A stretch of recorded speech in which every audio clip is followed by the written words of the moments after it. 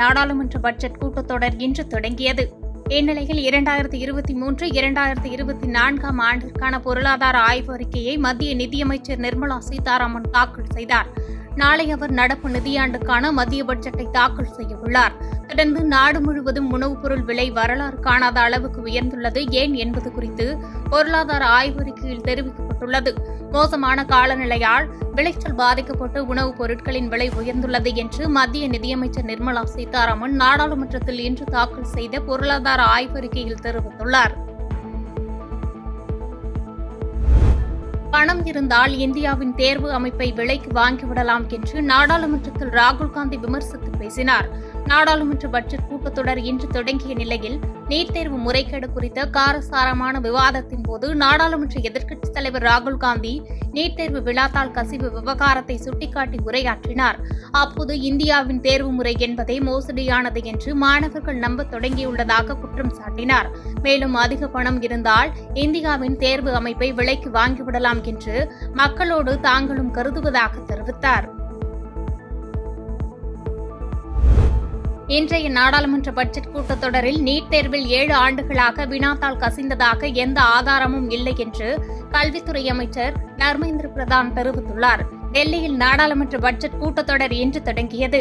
நாடாளுமன்றத்தில் நீட் தேர்வு முறைகேடு குறித்து காங்கிரஸ் எம்பி மாணிக்கம் தாக்கூர், திமுக எம்பி கலாநிதி வீராசாமி கேள்வி எழுப்பினர். நீட் முறைகேட்டால் 24 லட்சம் மாணவர்கள் பாதிக்கப்பட்டுள்ளனர். நீட் முறைகேட்டுக்கு மத்திய கல்வித்துறை அமைச்சர் தர்மேந்திர பிரதான் பொறுப்பேற்க வேண்டும் என்று தெரிவித்தனர். இதைத் தொடர்ந்து கல்வித்துறை அமைச்சர் தர்மேந்திர பிரதான் விளக்கம் அளித்து பேசினார். அப்போது நீட் தேர்வில் 7 ஆண்டுகளாக வினாத்தாள் கசிந்ததாக எந்த ஆதாரமும் இல்லை. 5 கோடி மாணவர்கள் கடந்த 5 ஆண்டுகளாக வெற்றிகரமாக நீட் தேர்வை எழுதியுள்ளனர். 7 ஆண்டுகளில் நீட் வினாத்தாள் கசிந்ததற்காக எந்த ஆதாரமும் இல்லை. 4700 தேர்வு மையங்களில் பாட்னாவின் ஒரு தேர்வு மையத்தில் மட்டுமே வினாத்தாள் கசிந்துள்ளது. நீட் முறைகேடு தொடர்பாக தொடர்ந்து முறையான விசாரணை நடந்து வருவதாக தெரிவித்தார். நிலத்தகராறு காரணமாக 2 பெண்கள் உயிருடன் மண்ணில் புதைக்கப்பட்ட சம்பவம் அரங்கேறி பரபரப்பை ஏற்படுத்தி வருகிறது. மத்திய பிரதேசம் ரேவா மாவட்டத்தில் உள்ள ஹினோட்டா ஜோராட் என்ற கிராமத்தில் மம்தா பாண்டே மற்றும் ஆஷா பாண்டே என்று 2 பெண்களுக்கு உறவினர்களுடன் நிலத்தகராறு இருந்து வந்துள்ளது. இந்நிலையில் அந்த நிலத்தில் உறவினர்கள் சாலை அமைக்க முயன்றுள்ளனர்.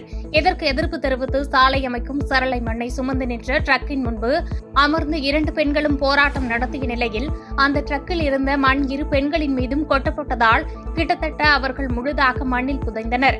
உடனே அருகிலிருந்த கிராமவாசிகள் துரிதமாக செயல்பட்டு அந்த பெண்களை மீட்டனர்.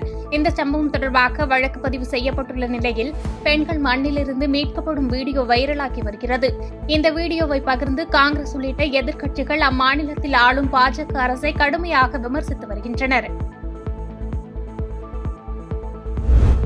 தமிழ்நாடு முழுவதும் உள்ள பழங்குடியினர் நலத்துறை பள்ளிகளில் காலியாக உள்ள 438 ஆசிரியர் பணியிடங்களுக்கு நிரந்தர ஆசிரியர்களை நியமிக்க தமிழக அரசு நடவடிக்கை எடுக்க வேண்டும் என்று பாட்டாளி மக்கள் கட்சி நிறுவனர் டாக்டர் ராமதாஸ் வலியுறுத்தியுள்ளார். இது தொடர்பாக அவர் வெளியிட்டுள்ள அறிக்கையில், தற்காலிக ஆசிரியர்கள் 300 பேரும் பணிகள் தொடர அனுமதிக்க வேண்டும். ஆசிரியர்கள் சங்க நிர்வாகிகளிடம் விளக்கம் கேட்டு அனுப்பப்பட்ட குறிப்பாணையை அரசு திரும்பப் பெற வேண்டும் என்று வலியுறுத்தியதோடு, சமூக படிநிலையின் அடித்தட்டில் உள்ள பழங்குடியின மாணவர்களுக்கு கல்வி மறுக்கப்படுவதை விட மோசமான சமூக அநீதி எதுவும் கிடையாது என்று கடுமையாக சாடினார்.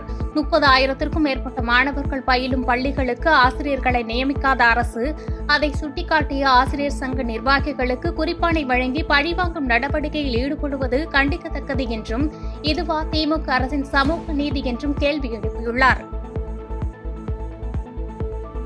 பாதகம் செய்பவரை கண்டால் நாம் பயங்கொள்ளலாகாது பாப்பா, மோதி மிதித்து விடு பாப்பா, அவர் முகத்தில் உமிழ்ந்து விடு பாப்பா. அண்மை செய்திகளை உடனுக்குடன் தெரிந்து கொள்ள இணைந்திருங்கள் இயம்நாடு.